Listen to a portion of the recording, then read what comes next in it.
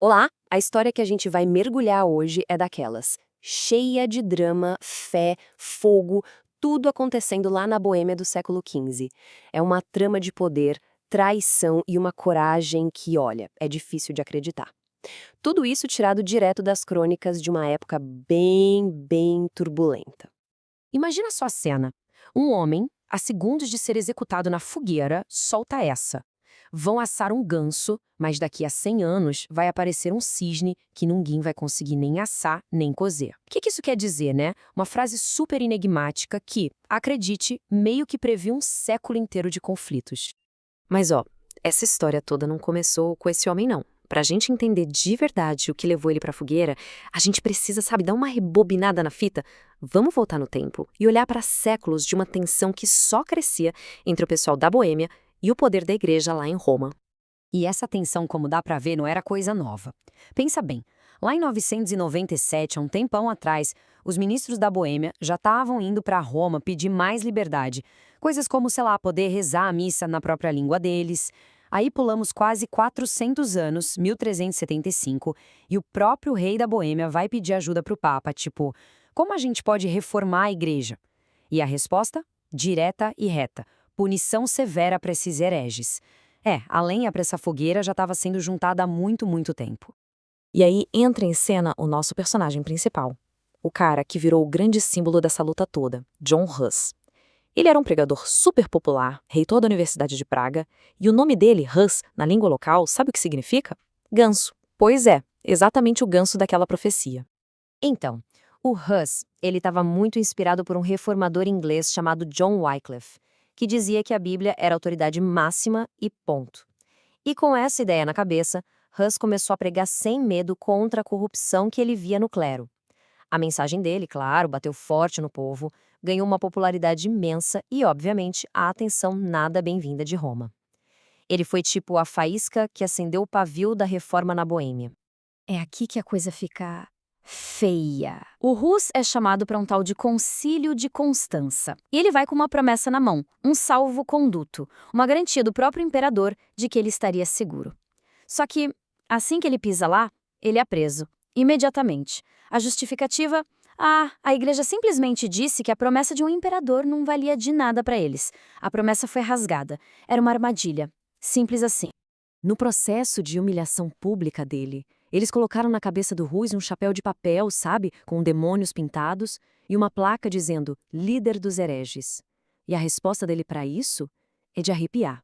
Ele disse: Meu Senhor Jesus Cristo, por mim, usou uma coroa de espinhos. Então por que eu não usaria esta coroa levinha, mesmo que seja para me envergonhar? Sim, eu vou usar. E de boa vontade. E então, no dia 6 de julho de 1415, John Hus, o ganso, foi queimado vivo na fogueira.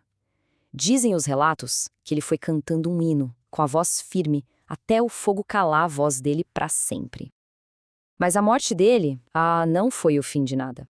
Na verdade, foi o começo de uma guerra. A tragédia não para por aí. Entra em cena Jerônimo de Praga, um grande amigo do Hus. Ele tentou defender o amigo e acabou capturado também.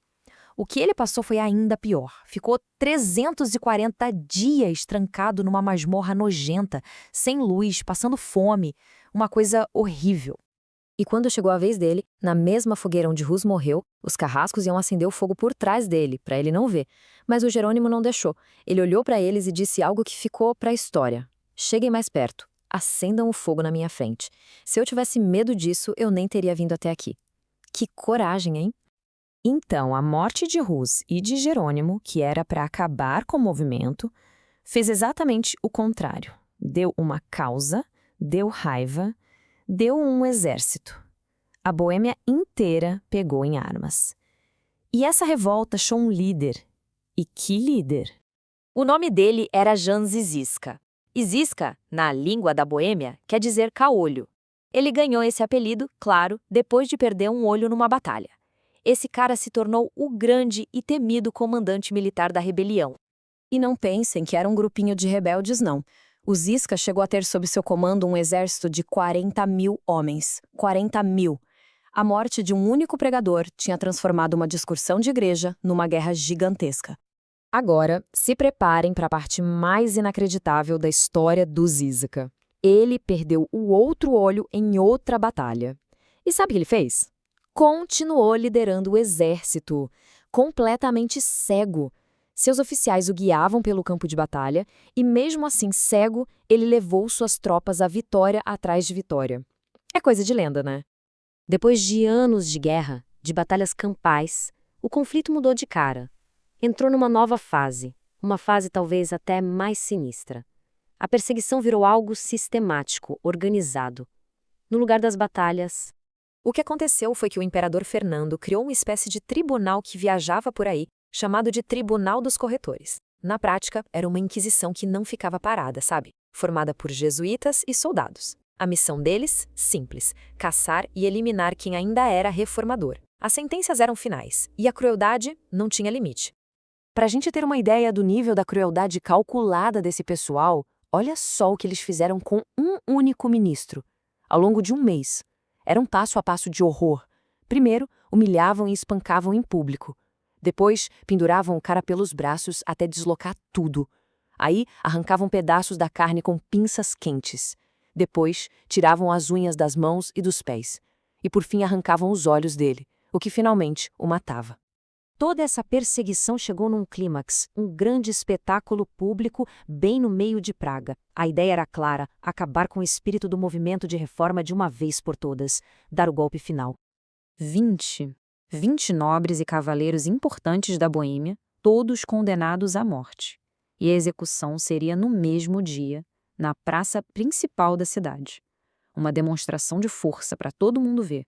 Mas mesmo ali, na hora da morte, a coragem dessa gente não sumiu.